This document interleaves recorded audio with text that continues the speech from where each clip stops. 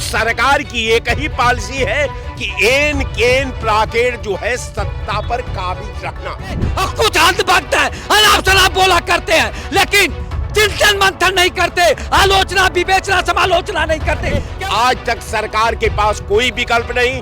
सरकार जब थी तब भी चल रहा था, आज राष्ट्रपति शासन है तब भी चल रहा है।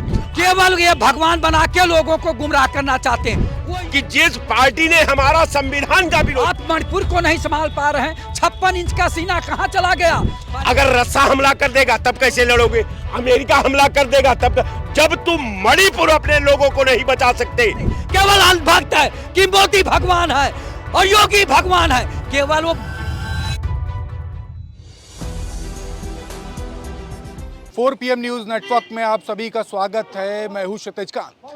आज हम चर्चा करेंगे उस प्रदेश की जहां पर कारगिल में शरीक हुए सैनिक की पत्नी को निर्वस्त्र करके घुमाया गया था। जी हां, मणिपुर की चर्चा करेंगे। और मणिपुर पर जब बजट पारित हुआ तो सांसद संजय सिंह संसद भवन में काफ़ी ज़बरदस्त गरजे और उन्होंने साफ तौर से कहा कि जो बजट जो पारित हुआ है वो पिछले कई जो सत्र रहे, जो बजट जो पारित हुआ उससे काफ़ी कम था। और सबसे बड़ी बात, बेटी बचाओ बेटी पढ़ाओ की बात हुई तो उसमें लगभग 49% बजट जो था वो कम था। काफ़ी गरजे और संसद भवन के सत्र के दौरान जब वो बोल रहे थे तो एकदम से सन्नाटा पसर गया। और इसी बीच वो एक चर्चा करते हैं जिसमें वो एक ऑडियो की चर्चा करते हैं और उस ऑडियो में कहते हैं कि मणिपुर के मुख्यमंत्री रहे वीरेंद्र सिंह की अब गृह मंत्री अमित शाह के साथ एक बातचीत वायरल होती है और जिसमें अमित शाह कहते हैं कि बम को छुप के मारना चाहिए था। इस तरीके की बातें हैं। हम इस समय ग्राउंड पर हैं, ज़मीनी स्तर पर धरातल पर बात करेंगे जो तमाम जो बातें हो रही हैं मणिपुर को लेकर के। और लगभग 2 साल से ज़्यादा समय से मणिपुर में जो हिंसा भड़की हुई है और जो गतिविधियां चल रही हैं वो पूरा देश जान रहा है। और बड़ी बात ये, कुकी मैताई जो समुदाय है इनके बीच में जो सामंजस्य जो व्याप्त होने की बात होती है वो सिर्फ मौखिक है। धरातल पे अगर जाएंगे तो वो अभी भी सामंजस्य व्याप्त नहीं है और काफ़ी जो गतिविधियां हैं वो सवालों के घेरे में है। शुरुआत आपसे करेंगे।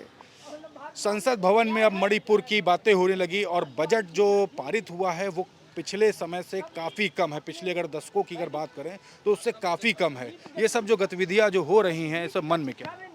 देखिए, बजट का जो आधार है वो लोग विगत 10 साल का भारत सरकार द्वारा मणिपुर का जो हिस्सेदारी की बात है, उसका डेवलपमेंट की बात है, उसमें शिक्षा की बात है, उसमें ऊर्जा की बात है, उसमें उद्योग धंधा की बात है, बच्चों का रखरखाव का बात है, किसानों का आवश्यक वस्तुओं का जो ज़रूरत है उसकी बात है।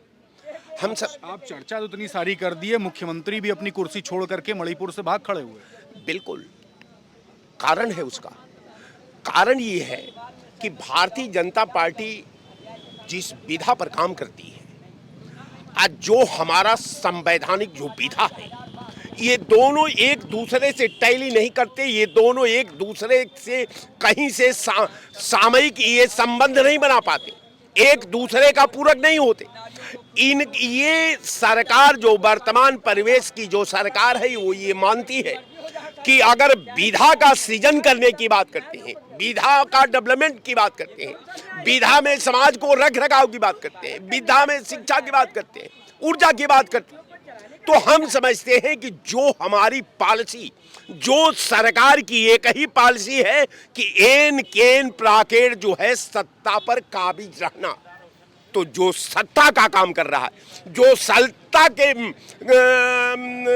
पर अपना कब्जा बनाने के लिए जो पॉलिसी पर काम कर रहा है, उस व्यक्ति से सृजन का काम नहीं हो सकता, उस व्यक्ति से डेवलपमेंट का काम नहीं हो सकता, उस व्यक्ति द्वारा सद्भाव स्थापित नहीं हो सकता। वो केवल हर समुदाय को अलग अलग पार्ट में, छोटे छोटे पार्ट में बांट करके और उसका एक आंशिक हिस्सा जो है भारतीय जनता पार्टी उस पर कब्जा करना चाहती है। और यही कारण है कि भारतीय जनता पार्टी ने के वजह से लेकर के आज मणिपुर 13 महीने से लगभग चल रहा है। आज तक सरकार के पास कोई विकल्प नहीं। सरकार जब थी तब भी चल रहा था, आज राष्ट्रपति शासन है तब भी चल रहा है। आज स्थिति ये है कि एक दूसरे का पूरक होते थे, आज वही समुदाय एक दूसरे समुदाय का खून का प्यासा हो गया है। ये नफरत की एक ऑडियो इसी बीच में और वायरल होने की बात करते हैं सांसद संजय सिंह, उसमें कहते हैं अमित शाह कह रहे हैं बम छुप के मारना चाहिए था। देखिए, इसके तो वो स्पेशलिस्ट है, उनसे बढ़िया इस अमित शाह की मुख्यमंत्री बिल्कुल सबसे बड़ी बात है कि उनका जितना वैज्ञानिक शोध अगर हथियारों पर अगर करने वाला कोई वैज्ञानिक होगा तो हम समझते हैं कि जो वर्तमान सरकार चला रही है, इससे बड़ा कोई वैज्ञानिक हो नहीं सकता। ये बम कैसे बनाया जाता है, बम कब बिगा जाता है, बम का टाइम कैसे फिक्स किया जाता है, बम किसके द्वारा चलाया जाता है, ये पूरी प्लानिंग भारतीय जनता पार्टी के पास है। और भारतीय जनता पार्टी अपने प्लानिंग के मुताबिक कार्य करती है।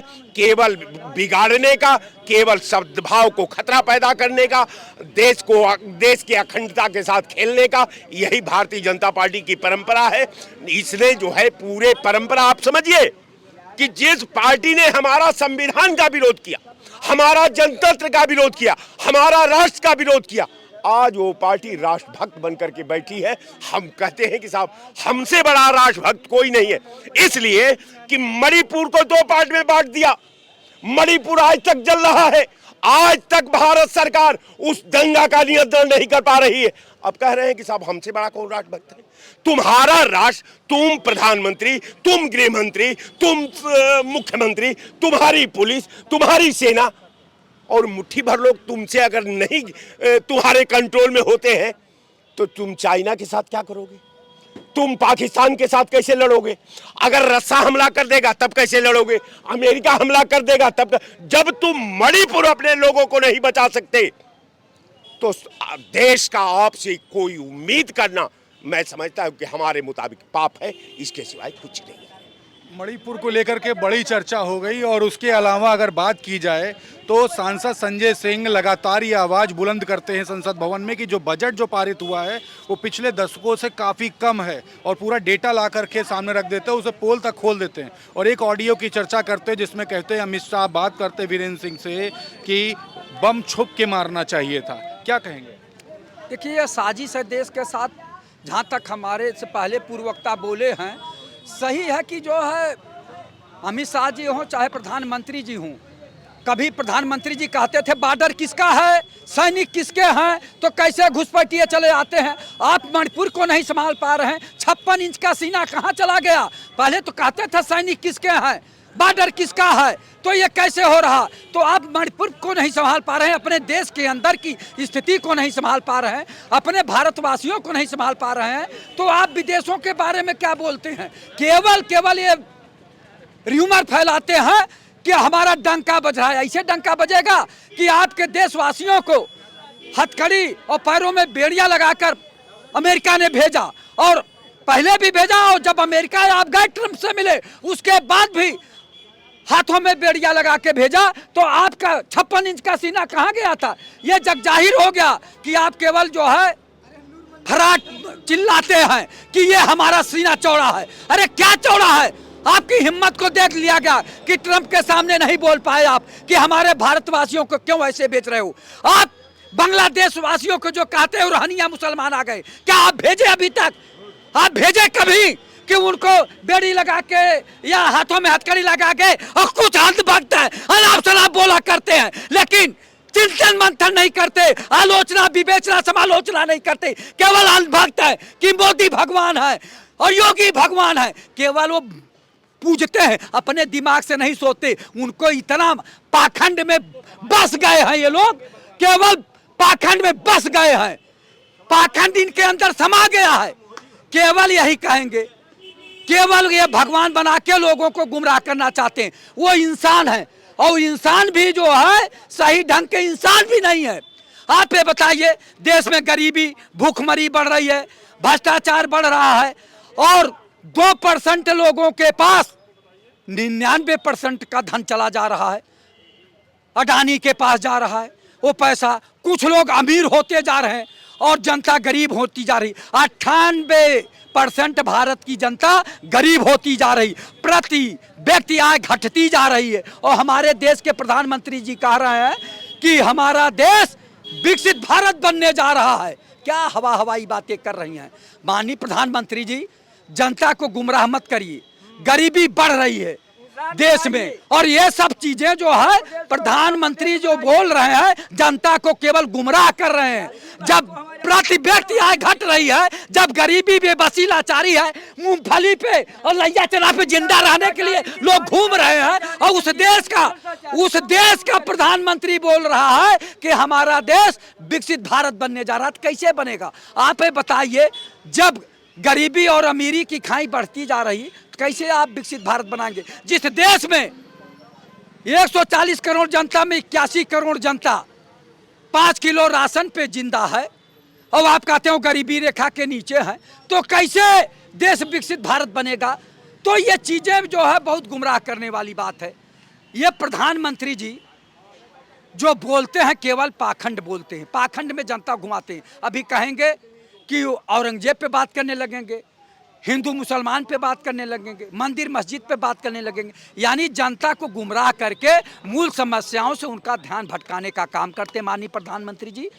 तो माननीय प्रधानमंत्री जी से मैं कहना चाहूँगा कि आपकी किताबों में गांव का मौसम गुलाबी है, मगर ये दावे आपके झूठे हैं, जनता ये सब जानती है। तो प्रधानमंत्री के बारे में सांसद संजय सिंह कह दिए कि माँ से मोदी, माँ से मणिपुर की बात नहीं करते हैं। और बजट की अगर जब बात आई तो बजट पिछले कई वर्षों में सबसे कम इस बार दिया गया मणिपुर को।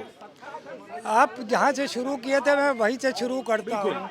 वो जो आप कह रहे थे कोई एक सेना के पत्नी थी, उनको निवस्त्र किया गया था, वीडियो पता नहीं किसका बनाया था, इन्हीं का बनाया था, उसको वायरल भी किया गया था। तो कहीं ना कहीं जो कारगिल के योद्धा थे उनके साथ कितना ये अपमान करने वाले हैं आदमी हैं। और माँ से मोदी, माँ से मणिपुर नहीं, इनको माँ से मंदिर और माँ से मस्जिद दिखाई देता है मोदी को, क्योंकि ये नफरत के एजेंडे में चलने वाली सरकार है। इनको माँ से मंदिर और माँ से मस्जिद दिखाई देगा, मणिपुर दिखाई नहीं देगा। भले मोदी नाम इसका, मगर इसको मणिपुर नहीं दिखाई देगा। आज सबसे शर्मनाक घटना मैं आपको दिखाना चाहता हूँ पेपर के माध्यम से। अलगाववाद पर यूएस एक्शन ले भारत, ये प्रधानमंत्री ने कहा है तुलसी को कहा है ये बात।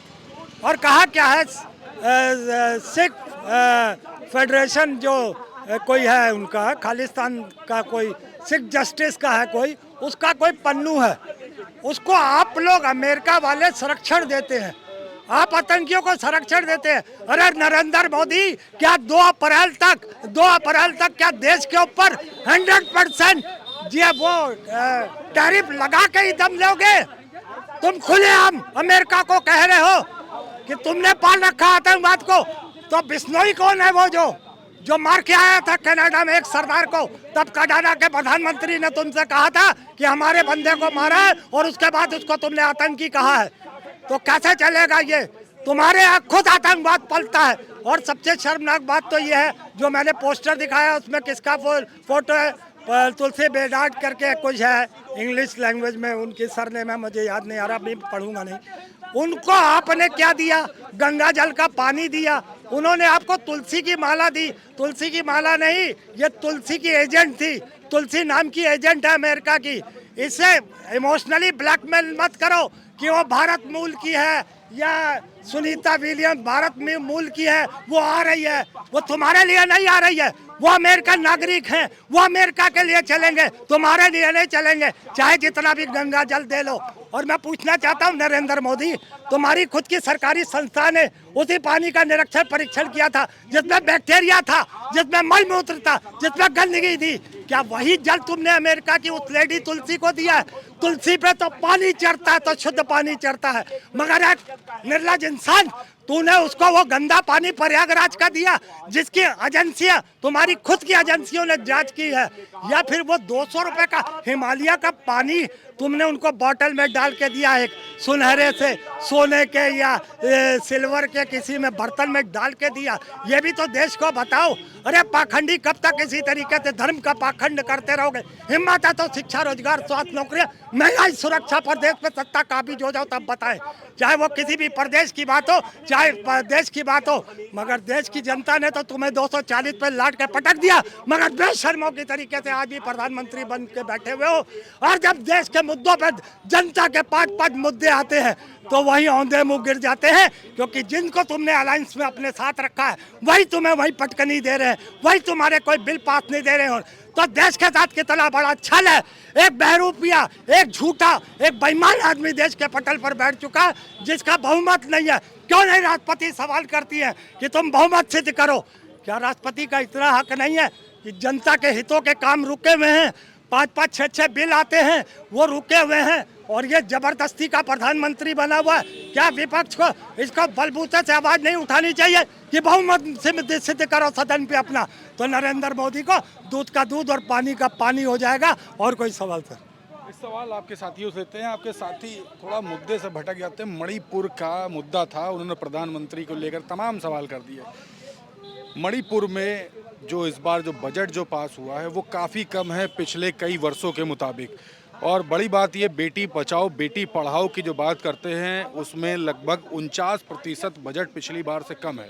सांसद संजय सिंह लगातार आवाज़ बुलंद करते रहे और उसी दौरान एक ऑडियो की चर्चा करते हैं, उसमें कहते हैं कि अमित शाह की वीरेंद्र सिंह जो कि पूर्व मुख्यमंत्री हैं आसाम के, उनसे चर्चा होती है, बातचीत होती है, और उस बातचीत में वो कहते हैं बम छुप के मारना चाहिए। इस तरीके की बातें हैं। तो संजय सिंह को इस बात को लेकर के मुकदमा दायर करना चाहिए कोर्ट में, सुप्रीम कोर्ट में मुकदमा दायर करना चाहिए और इसकी जांच कराई जानी चाहिए। और उसमें जांच में पाया जाता है तो बीरेंद्र सिंह को और अमित शाह को तुरंत गिरफ्तार कर देना चाहिए। और सबसे पहले मुकदमा दर्ज होते ही गृह मंत्री पद से हटा दिया जाना चाहिए, उनको जेल डाल देना चाहिए जब तक कि जाँच ना हो जाए। बजट की जो चर्चा हुई उस पर क्या है? बजट की बात आप करते हैं तो पूरे भारत में शिक्षा का बजट सबसे कम बजट है। जहाँ मुख्यमंत्री तो भाजपाई हैं, वहाँ के शासन है, वहाँ पर शिक्षा का बहुत भी बुरा हाल है। हमारे मुख्यमंत्री उत्तर प्रदेश के योगी आदित्यनाथ जी कहते हैं कि कठमुल्ला मत बनिए, आप एक हाथ में लैपटॉप लीजिए, एक हाथ में कुरान लीजिए, लेकिन दुर्भाग्य है कि आप 52-55 हज़ार स्कूल बंद करने की घोषणा आप कर देते हैं। सरकारी स्कूल अपने विधायकों एमपी से कहते हैं कि एनजीओ को पैसे दीजिए, प्राइवेट एनजीओ को पैसे दीजिए, वो स्कूल चलाएंगे। तो किस प्रकार से शिक्षा का बजट आगे बढ़ेगा? ये छलावा है। भारतीय जनता पार्टी के लोग व्यापारी हैं, व्यापारियों की पार्टी कही जाती है और व्यापारी कभी नहीं चाहता है कि समाज का व्यक्ति शिक्षित हो। इस वजह से ये व्यापार करने वाले लोग कभी भी समाज को शिक्षित नहीं करना चाहते हैं। इसलिए भारतीय जनता पार्टी को जब भी मौका, जिस भी प्रांत में, जिस भी देश में मिले, वहाँ पर उनको हटाने की कोशिश करिए। और हमने एक सुना है कि अंतर्राष्ट्रीय भाजपा के सदस्य जो हैं, एक सज्जन है वहाँ पर बहुत बड़ा उन्हें घपला किया है और किसी लड़की के साथ बलात्कार भी किया है, जिसको भारतीय मीडिया नहीं दिखाई दे रही है। और भारतीय मीडिया सबसे बड़ी कमी ये है कि जो सत्ता में है वर्तमान में, ज़्यादातर भारतीय जनता पार्टी है, उनका गुणगान कर रही है और ये दिखाने की कोशिश कर रही है भारतीय जनता पार्टी। आप ऐसे छोटे छोटे मुद्दे को नगण्य करिए, समाज के मुद्दे को, देश के मुद्दे को उठाइए। आप गोली चली नहीं चली, बम छिपके मारना नहीं मारना, ये महत्वपूर्ण नहीं है। महत्वपूर्ण है देश की जनता को लैस किया जाए आर्टिफिशियल इंटेलिजेंस से, उनको इसकी शिक्षा दी जाए ताकि अगला कोई ना कर सके। और हमको ऐसी सुविधा दी जाए कि हम जब चाहें किसी भी नेता का ऑडियो वीडियो मोबाइल ट्रैक कर सकें और उस पर कोई प्रतिबंध हमारे ऊपर ना हो। ऐसी चीज़ों को न्याय भारतीय मीडिया को चाहिए, जनता के साथ मिलकर के करे, ताकि हमारे देश से अपराध रुक सके और देश का विकास हो सके। आखिरी में सवाल आपसे यही होगा, युवा है, बात यह है कि सांसद संजय सिंह काफ़ी गरज उठे आज संसद भवन में और उसमें साफ कहते हैं कि मणिपुर के माँ की बात, माँ से मोदी, माँ से मणिपुर की बात नहीं करते हैं। और बजट की बात हुई तो बजट पिछले कई वर्षों से सबसे कम इस वर्ष दिया गया। क्या सोचते हैं? देखिए, बजट कम देना ज़्यादा देना एक तो है ही है एक मुद्दा, लेकिन उस बजट का 60% प्रयोग ना करना, 40% में लोगों को इधर उधर प्रोटोकॉल में खर्च करना, पेट्रोल डीजल में खर्च करना, योजनाओं परियोजनाओं पर ना खर्च करना, और 60% बजट फिर वो बैकलॉग में डाल देना, वो अपने जो फंड होता है उसमें डाल देते हैं। तो कहीं ये एक अलग से प्रश्न है। और दूसरी बात ये है कि बजट में शिक्षा पर ये क्यों बात करेंगे, क्योंकि इन्होंने तो केवल धर्म का चाशनी चढ़ा देना है देश के युवाओं को कि औरंगजेब आ रहा है। अरे यहाँ जो इस देश के नागरिक हैं उनकी जेब में पैसा नहीं है, खाने के लिए अन्न नहीं है, उनको शिक्षा नहीं है। अभी जैसे बजट में शिक्षा की बात की तो शिक्षा पे बात नहीं करेंगे, सुरक्षा पे बात नहीं करेंगे। अभी जैसे आपने कहा दावायर ने अभी कोई ऑडियो क्लिप जारी किया है अमित शाह और उसकी, तो इनका तो अभी गुजरात का जो दंगा हुआ है, गुजरात दंगे से ही तो अमित शाह और मोदी का नाम सामने आया है ना। तो हमें लग रहा है कि शायद देश ही चाह रहा कि दंगाइयों को सत्ता में बैठाए रखने के लिए। आप गोधरा कांड की बात कर रहे हैं। हाँ, गोधरा कांड में बड़ा नरसंहार हुआ, बड़ी अमानवीय बर्बरता हुई। एक देश में मानवता के खिलाफ एक बड़ा नरसंहार हुआ, अमानवीय बर्बरता हुई। और मुझे लगता है कि उसी को भुना करके वो अगला आदमी, ये दोनों लोग आए और सिस्टम में उनको हम देख रहे हैं कि जैसे वीरेंद्र सिंह और अमित शाह का जो बयान है, वो उन्होंने कहा कि जो खुले ऑडियो क्लिप वायरल हुई, द वायर जो न्यूज़ की संस्था है, उसने बड़ी हिम्मत दिखाई। मेन स्ट्रीम की मीडिया बहुत ज़्यादा एक चौथे स्तंभ को खोखला कर रही है। और मुझे लगता है कि जब सत्ता बदले तो ऐसी मीडिया को उखाड़ कर फेंक देना चाहिए। और अभी मेरी एक मेन स्ट्रीम की मीडिया के मेन आदमी से बात हो रही थी, तो उसने कहा कि मैंने कहा कि आप लोग क्या देश को किस दिशा में ले जा रहे हैं, देश के युवाओं की ओर अपनी नज़र गड़ाए हुई है कि अगर मौका मिले तो हम इन्हें रोज़गार देंगे और यहाँ पे इस देश की अर्थव्यवस्था को मजबूत करने का काम करेंगे। तो उन्होंने कहा कि आपके लिए मेरा चैनल उपयुक्त नहीं हो सकता है, आप किसी दूसरे चैनल पर बात कर सकते हैं, क्योंकि हमारा जो 5-6 हज़ार करोड़ का अंपायर है, मैं उसे ध्वस्त नहीं कर सकता हूँ। मेरे पीछे एक बड़ी लॉबी है जो मुझे आदेशित करती है, मैं उस पर ही काम करूँगा। बिल्कुल, तो ये देख रहे तमाम सवाल खड़े हो गए। मणिपुर के माँ की बात माँ से मोदी नहीं करते, इस तरीके की बातें आज संसद भवन में सांसद संजय सिंह ने करी। और उन्होंने साफ कहा कि जो बजट जो मणिपुर का जो पास किया गया है वो काफ़ी लंबे समय से, जो कई वर्षों से जो बजट था वो इस बार सबसे कम था। और तमाम सवाल खड़े किए, काफ़ी गरजे संसद भवन में और लोगों के बीच में धरातल पे हमारी बात हो रही थी। पूरी रिपोर्ट आपको कैसी लगी कमेंट बॉक्स में लिखते रहिए और जुड़े रहिएगा 4 PM न्यूज़ नेटवर्क के साथ। मैं हूं क्षितिज कांत, कैमरा पर्सन शुभम के साथ 4 PM न्यूज़ नेटवर्क के लिए। धन्यवाद।